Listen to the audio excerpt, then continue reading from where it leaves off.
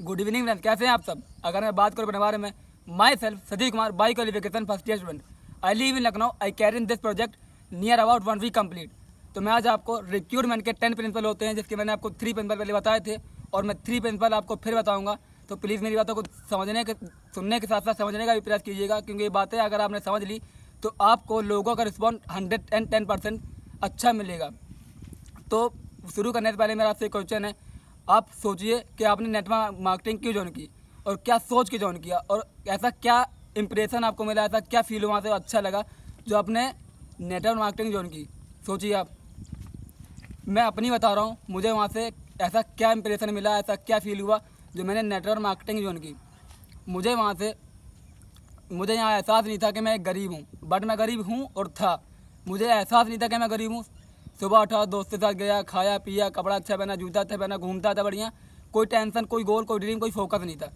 लेकिन जब मैं वहाँ पर गया तो मेरा एक ड्रीम, एक फोकस, एक गोल बन गया और मुझे एहसास हुआ कि हाँ मैं एक गरीब हूँ और इस गरीबी में मुझे रहना नहीं है। रिक्रूटमेंट के 10 प्रिंसिपल होते हैं, जिसके मैंने आपको 3 प्रिंसिपल बताए थे और मैं 3 प्रिंसिपल आपको फिर बता रहा हूँ। मेरे ध्यान से सुनिएगा और इसको सुनने समझने के साथ साथ नोट भी करिएगा, क्योंकि जो आपकी बातें, जो आपको चीज़ें सुनने और समझने में क्लियर नहीं होती, वो आपको नोट डाउन करने के बाद इसको समझने में क्लियर हो जाती हैं। तो प्लीज़ ध्यान सुनिएगा। रिक्रूटमेंट का चौथा प्रिंसिपल, आप अपने गेस्ट के बारे में जानें, उसके दिमाग में क्या चल रहा है।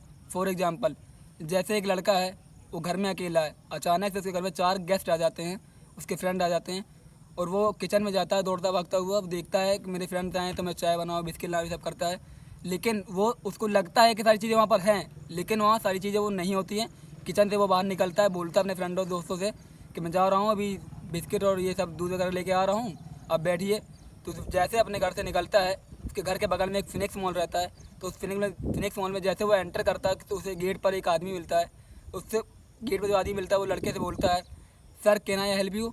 तो लड़का उससे बोलता है, सर मुझे जाना है, मेरे घर में सर गेस्ट आए हैं, मुझे दूध लेना है, ये वो सब मतलब बातें अपनी बोलता है। और वो जो गेट पर आदमी रहता है वो बोलता है कि 4थे मंजिल पे आपको जूता अच्छा मिलेगा, 5वें मंजिल पे आपको कपड़ा अच्छा मिलेगा, 6ठे मंजिल पे आपको कैब अच्छी मिलेगी। मतलब अपनी कंपनी, अपने प्रोडक्ट को वो पहले ही सारी चीज़ें आपको बताता है, लेकिन वो ये नहीं सोचता कि उस बंदे के दिमाग में क्या चल रहा है, वो क्या सोच रहा है। और आप अपने गेस्ट में इंटरेस्ट, मैनुअल इंटरेस्ट डालिए, क्योंकि जब तक आप अपने गेस्ट में इंटरेस्ट नहीं लेंगे तब तक वो आपसे कनेक्ट नहीं होगा। और 5वां principle, emotion is more powerful than logic.